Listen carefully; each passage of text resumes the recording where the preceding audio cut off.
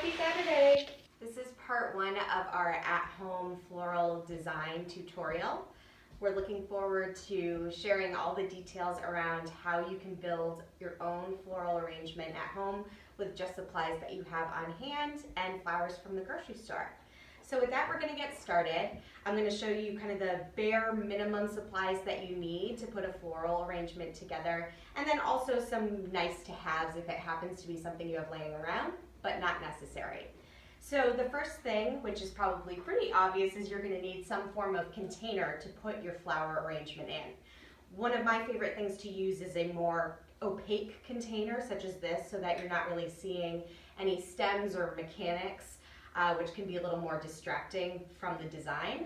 But if you don't have something, that's opaque in nature, by all means you can use something as simple as a glass vase like a mason jar, which most people have on hand, and that will work great. The next thing you're going to need is some flower food. So if you don't have flower food at home, usually when you buy flowers at the grocery store, they either have a flower food packet attached by rubber band to the stems, or at places like Whole Foods, they actually have a giant vase on the floor next to the floral department that's full of packets like this. And the flower food definitely makes a difference, so make sure to grab those. The next thing is something to cut your flowers with. So at its most basic level, a plain old scissor that you use either in the garden or in the kitchen will be perfectly fine. I like to use these floral snips that I got off Amazon, and I'll make sure to link that in the description notes so that if it's something you're interested in purchasing, definitely recommend it if you enjoy floral arranging a lot.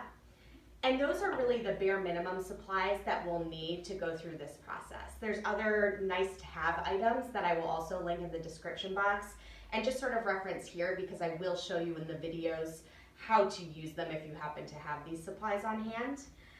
That includes a rose stripper. So this actually takes thorns off roses very quickly, very simply. Not necessary, and I'll show you how to do it just with your snippers. But water resistant floral tape, which you can buy at Michael's, and I'll show you how to use that if you have it.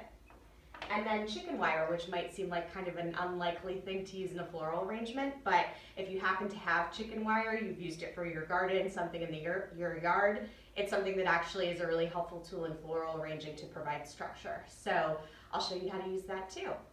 So that's all you need in order to put together flower arrangements, besides the actual flowers, which will be the next video. So stay tuned, and our next video will show you how to pick out flowers at the flower market.